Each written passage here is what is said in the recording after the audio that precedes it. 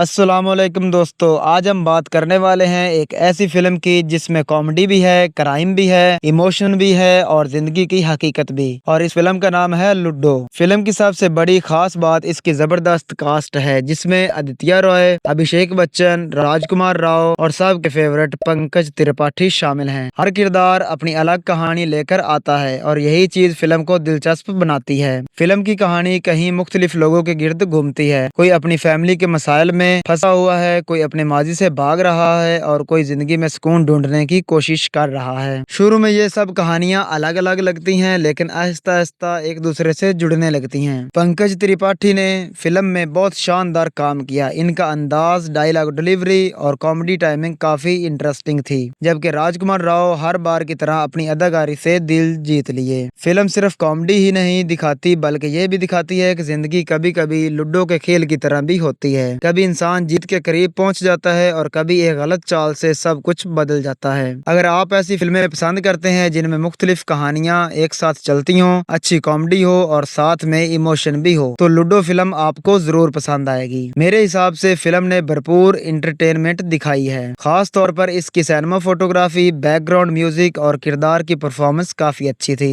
आपने ये फिल्म देखी है या नहीं, और आपका फेवरेट एक्टर कौन है, कमेंट में जरूर बताएं। तो दोस्तों, अगर आपको मजीद ऐसी वीडियोस चाहिए तो हमारे चैनल कहानी अपडेट को सब्सक्राइब कर ले, ताकि मजीद ऐसी अपडेट और इन्फॉर्मेटिव वीडियो आपको मिलती रहें।